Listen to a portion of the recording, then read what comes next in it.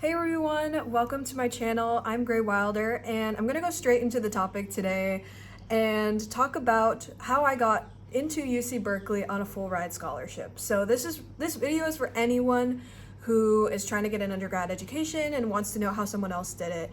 And I was not necessarily like a straight A student at all, and I want to share my experience because for me, I was very clueless when entering into college application time, and I know how that can feel. So I wanted to make this video and kind of summarize what I did to maximize my application and eventually get a full ride scholarship. So a little background on me. Again, my name is Gray Wilder. I am in the conservation, animal health, behavior, and conservation management sphere. So if you're watching this and you also are interested in that, that's even better, but I'm gonna keep this video pretty general. And I've been interested in this field since elementary school, really.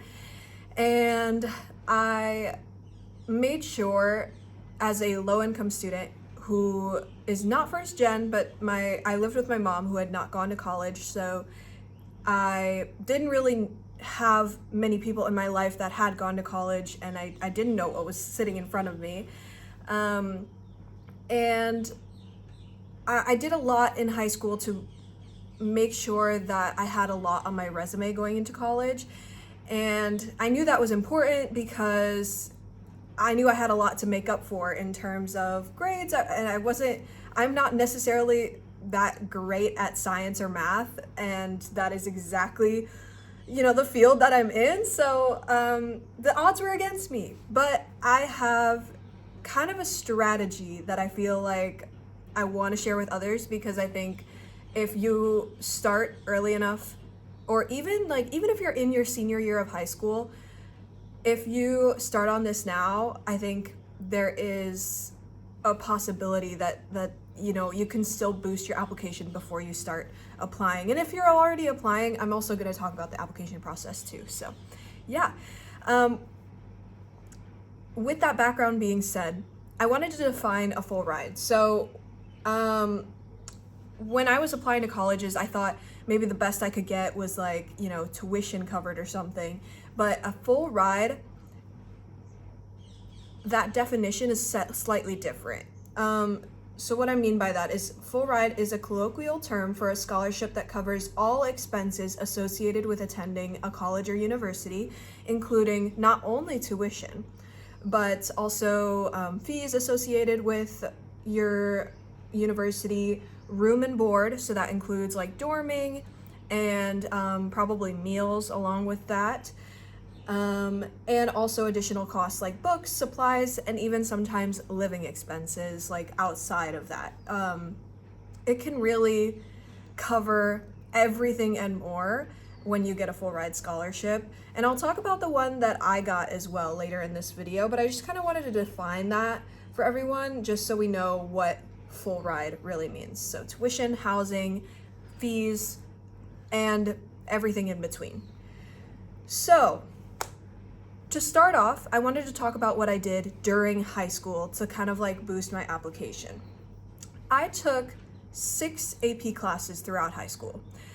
I don't necessarily know if that's a lot. I think it's kind of within the mid-range of, some schools offer a lot of APs and some schools do not. And when they tell you, colleges look at what school you're coming from and how many APs they offer. So they give you a judgment based off of your context and your situation. So don't be scared if 6 APs is a lot for your school. I came from one high school that was incredibly competitive with APs. I think we really had every AP under the sun. And then I moved after sophomore year to this other high school that only offered very few APs, and that was not it was more of a sports school, I guess. We didn't really prioritize a lot of the academics part. So for me, 6 APs was a lot, and I kind of spread them out over my years of high school. I did, I think, 1 in freshman year, 2 in sophomore, 3 in junior and 2 in senior. Wait, does that add up? I don't even know. But I think it was like very spread out. I never did more than 3. And 3 was a lot. So, and I never did any AP science or AP math, except AP environmental science, but none of the core sciences or core math. Instead, the way I got some credits for college was doing community college courses, because for me as a high school student, there was a program where I could do dual enrollment and take classes at the community college, usually online, for free, which is a really, really, really good way to get credits for college, especially if you are a student that might not be able to afford college. Taking as many free classes as you can before college is really helpful, because if you don't get a full ride, you do have to pay for every single class that you take, and that adds to your tuition.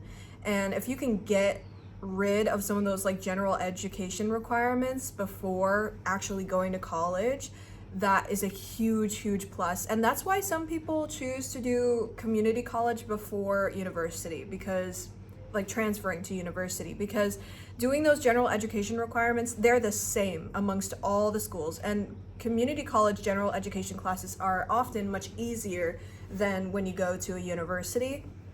So it kind of depends on what your goals are and what you want to do first, and how your admissions turns out, because I think for me, I was also considering in high school just to graduate early and go to community college. And if you're considering that plan, my advice is generally live out your high school years. I think high school is such a short amount of time anyway, and I think I would have regretted graduating early, because, or maybe I wouldn't have regretted it, but I wouldn't have known how much fun I had in my senior year.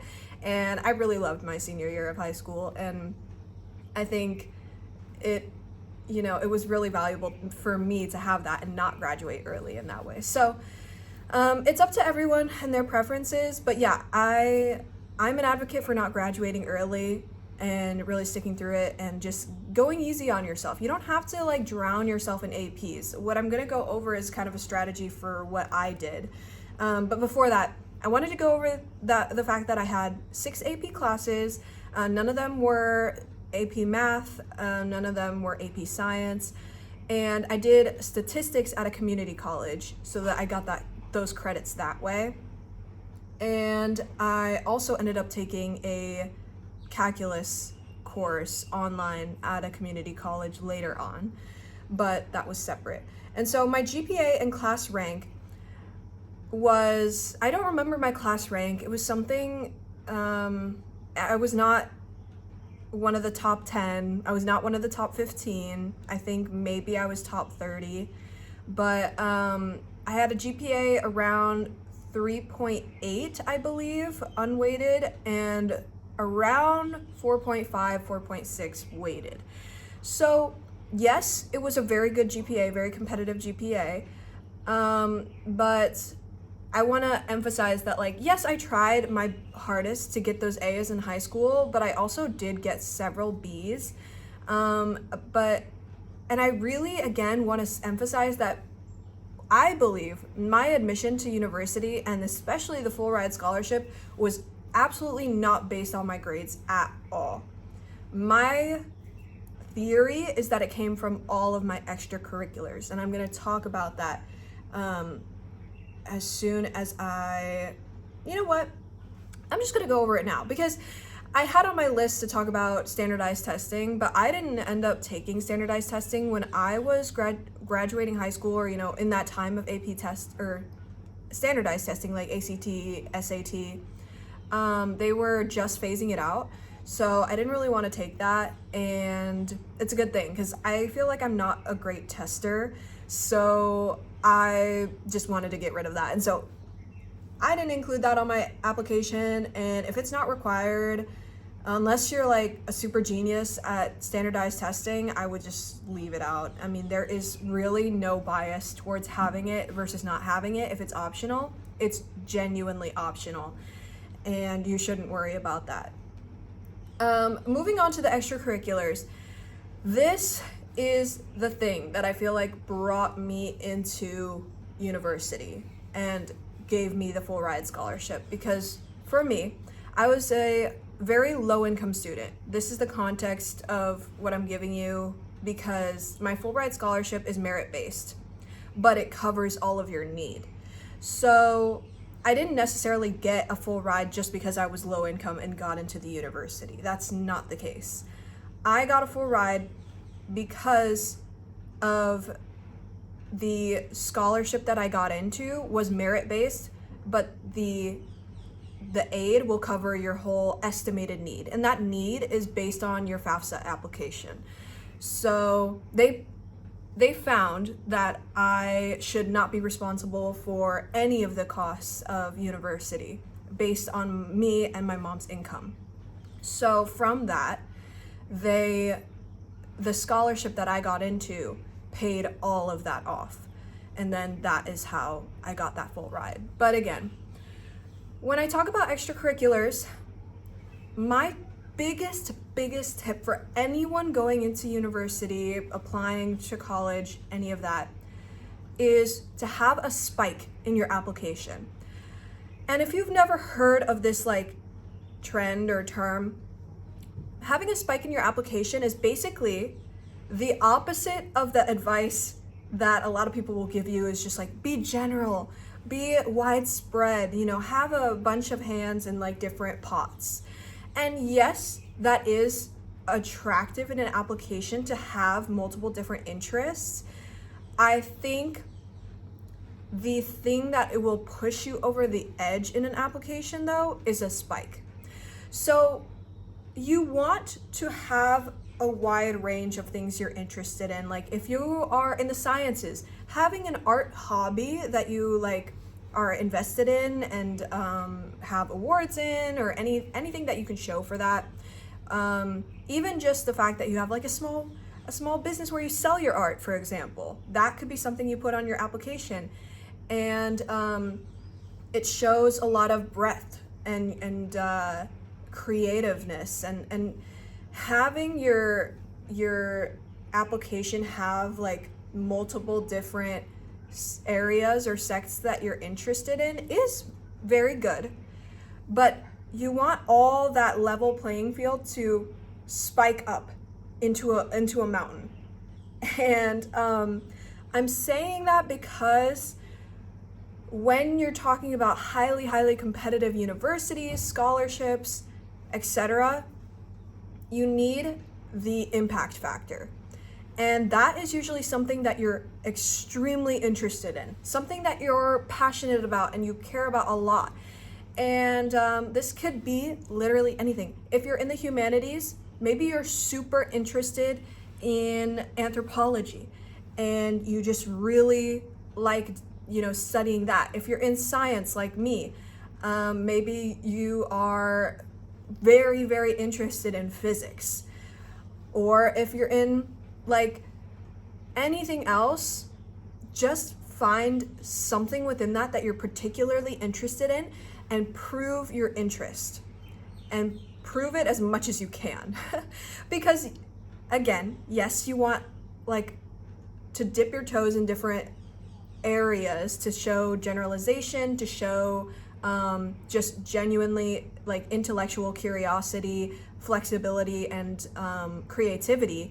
But you want to show universities that you are very committed and ready to take on college academics for the major that you are applying for.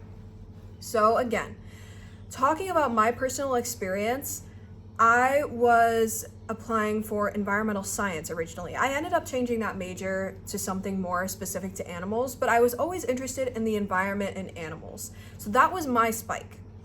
And I am a very extra case.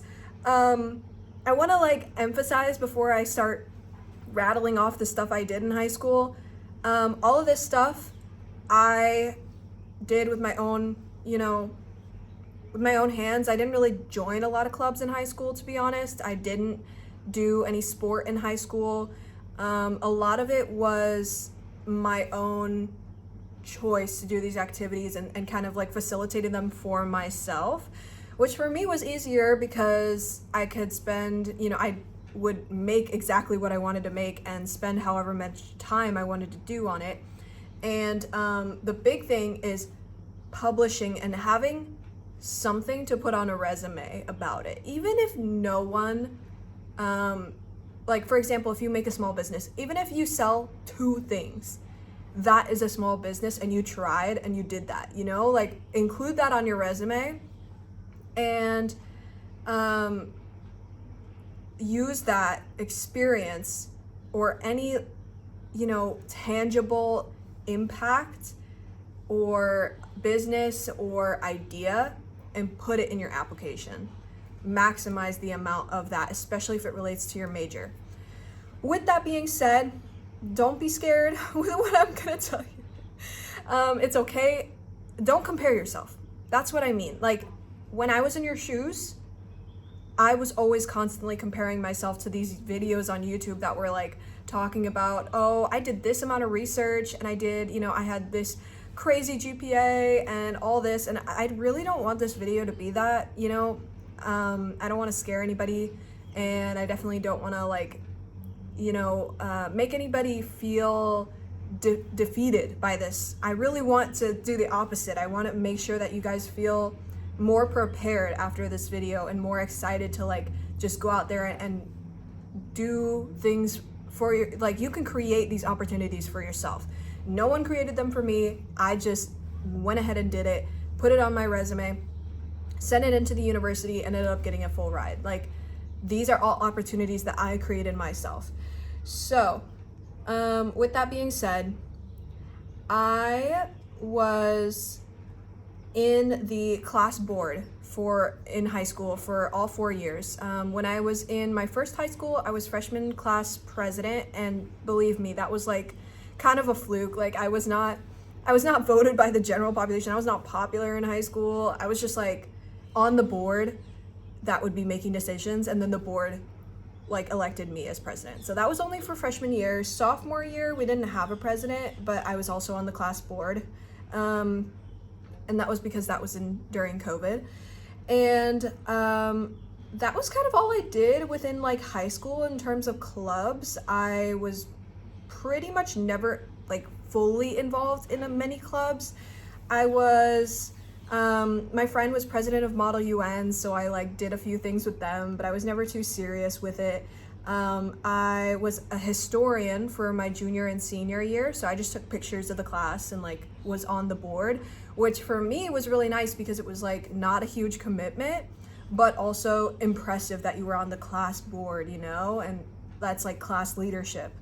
Even if you're just taking pictures and, not really dedicating hours and hours of time to that, it's still impressive for an application. So again, I didn't do that much in terms of clubs in high school. But what I did do is I'm not sure whether I should start with some of the like, okay, I'm gonna start with my personal, like the opportunities that I created myself, like I was talking about before. But I did get like elected to do a couple like standout opportunities, which I'll also mention in a sec. So a lot of what I did was internships, volunteering, and creative outlets. So when I talk about that, this is all going to be in the sphere of conservation and animal science, because that's what I am interested in and what I did. But I know that these things can be transferred to any discipline that you're interested in. So in freshman year of high school, I was an intern for this conservation trust in my area. I did that for a summer. I was always volunteering at different animal shelters and sanctuaries that were nearby. I was doing beach cleanups. I was a volunteer at my local aquarium, and I was also working online as a YouTube social media intern, I guess, for this like global collab networking for young teens organization. By the way, if you're interested in a community of teens that are like into the UN Sustainable Development Goals and want to like network within that, they have a lot of opportunities for young teens, just like anyone in high school or you know what, I think they would do middle school too, but I think it's mainly high school. Not Dream Green, that was my brand. Global Collab Network has a lot of opportunities within that, and I used to get paid as their YouTube intern, so there are opportunities out there. With Dream Green, what I almost said, that was my personal brand that I made during high school, and I had a podcast, a blog, and a YouTube channel about sustainability, lifestyle, and climate news and wildlife news. So I would create content every week, or I think bi-weekly actually, and post it on my website and on YouTube and on Spotify for my podcast. So that was my spike. This was the pinnacle of my application, is the fact that I had a brand of my own. And you know, this stuff was just kind of a passion project for me. I liked talking about wildlife science, and I still do. Obviously, this YouTube channel is all about that. And so I created a podcast where I just talked about animals. That's all I did, is talked about my passion, and I just put it out there. So if you're interested in something like that, I used a hosting platform called Podbean, but I know that there's more like popular ones out there, and it's pretty easy just to like record something, put it on the hosting platform, and they'll distribute it to anywhere you can listen to podcasts. It's like much easier than they make it out to be. So again, I didn't have thousands of listeners. I didn't have 100,000 subscribers. I just did that. And the fact that I had that initiative and put it out there meant a lot in my application. And again, I was writing blog posts, I was doing some YouTube videos, and that was like the spike in my application. But on top of the personal brand that I had, I was also doing advocacy work. So I was advocating for environmental legislation within my city hall, and also on the national level, I got to talk to Senator Dick Durbin about environmental legislation laws and what the youth really wanted to see. I did that on my own. It was part of my brand, like content as well.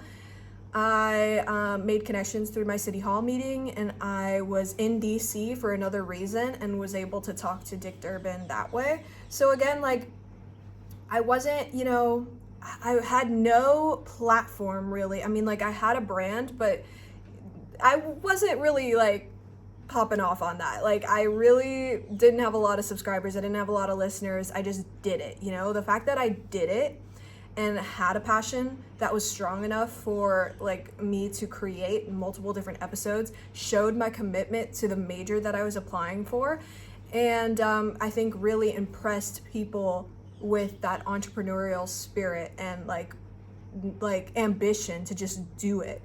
And I also published 4 children's books, I think, at that point during high school. I had 4 children's books out, and they were all about like kindness, climate change, and animals. So again, publishing children's books, I didn't get a lot of downloads. I didn't, you know, like go famous based off of that. You can publish your own book on Amazon KDP for free at any point. Like, all you have to do is abide by their regulations, and you can put whatever book you want out of that self-publishing platform. So again, opportunity that I made myself that is impressive on a college application. And I also had a lot of features on different podcasts that were also small. So I had, since I was involved in the Global Collab, which had their own podcast called Conservation Conversations, I also got to feature on their podcast, and that was another thing that I could put on my application to university. So again, like all of these opportunities that I did was through my own ambition and creativity. And I think that drive was the thing that pushed my application over the edge, because I was an average student, average good student, not like completely, I didn't stand out in the crowd of just academics, but I stood out in terms of my dedication to my major. And I stood out in the fact of my background as a low-income student. So if you relate on any of those things, just know that there are opportunities you can make yourself. I felt very like trapped at a certain point because I felt like none of the opportunities I wanted were being presented to me as a high school student. Like I was being, like overlooked, and I really, really, really wanted the chance to prove myself in that way. And so I created my own opportunities, like I didn't wait for other people to tell me that I could, I just did. And I think that, again, was the only thing that pushed my application over the edge to get me into UC Berkeley. I also got into a bunch of other UCs and including USC as well. And eventually got me to that full ride. So what I wanted to talk about with that again is with how I planned my college applications. I had a full document here. I'm going to show you guys a little bit what it looked like. I had a document that had a data table of all the universities that I wanted to look at. Oh my gosh, this is like, has so much glare.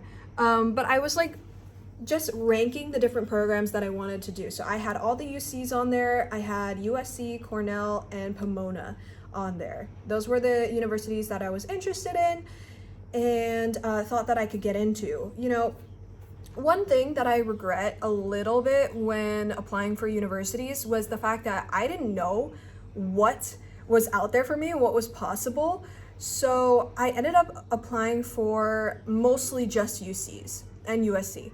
And those are really great schools, not trying to diminish them, but I wish I tried to get into I just wish I threw a couple applications out there where I didn't even know that I didn't think that I would get in.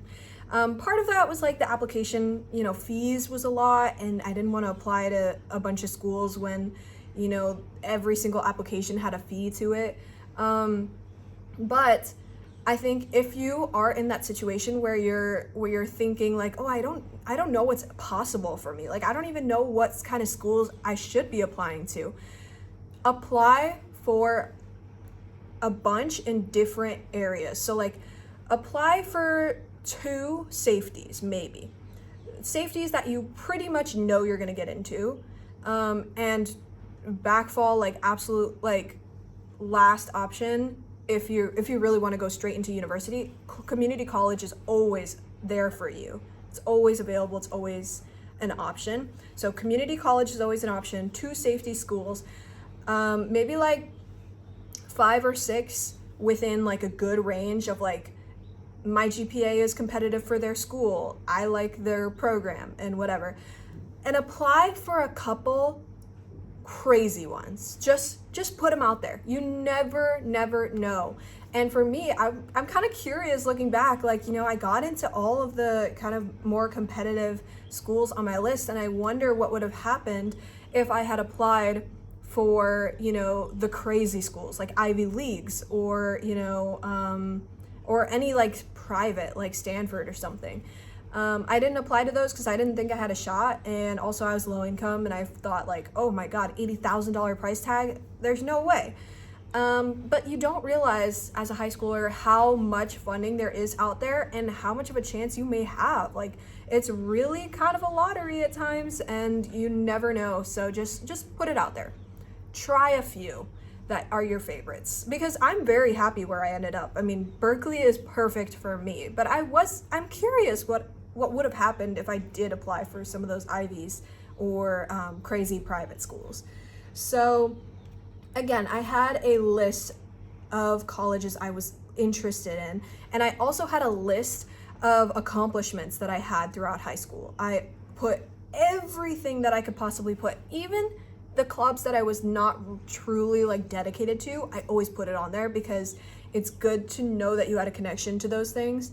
And if you need to boost your application, you were involved, that dedication might not have been there, but at least like you can put that on there if you really need to boost your application.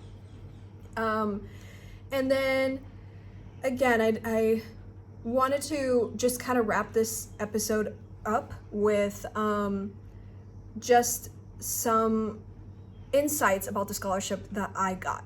So within the UC system, this is University of California, there is a scholarship called Regents and Chancellors. So Regents and Chancellor scholarships are highly competitive merit-based scholarships. Merit meaning like not based off of your need, based off of your academics and extracurriculars. So that is a merit-based scholarship, and people receive a early acceptance to whatever UC, whatever University of California university you're applying to, if you are eligible for this scholarship. So I got my application or my acceptance letter to UC Berkeley a few months earlier than everybody else, telling me that I had the opportunity to interview for this scholarship and a highly competitive scholarship. They didn't tell me it was a full ride because it's not for everyone. I mean, some students with enough income get like $2,000 minimum. So again, it was just like a scholarship. And so I was really excited. I went and did the interview and I ended up receiving the scholarship, and the scholarship covers your full need. And again, I was a low-income student with my estimated need being $0, or like estimated financial contribution $0. So they covered everything for me: tuition, board, meals, supplies, flights, and anything I needed. Even winter housing when I couldn't go back home, I could have winter housing at the university that I was at because of this scholarship. So again, it is possible. Don't sell yourself short with these things. You never know what kind of funding there is out there, especially for those really top tier schools. There's a lot of money out there waiting to be given to you.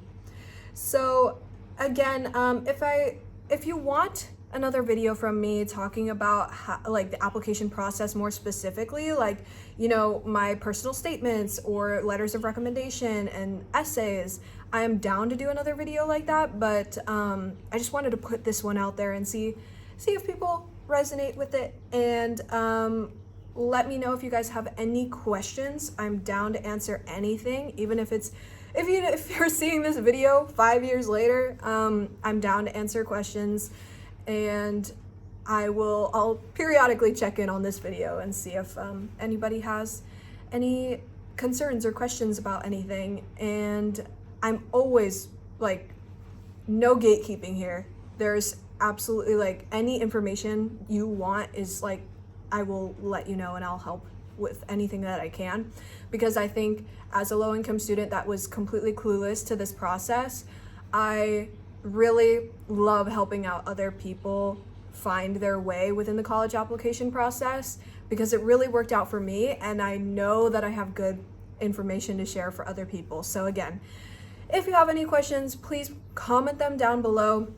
Please like and subscribe. Also, if you're interested in wildlife conservation at all, early career science, or undergraduate education within animals or environmental science, please subscribe. I am releasing videos every week about the topic, and I would really appreciate it. So yeah, thank you guys so much for watching this video again. And yes, like and subscribe, and I hope to see you back here. Bye everyone.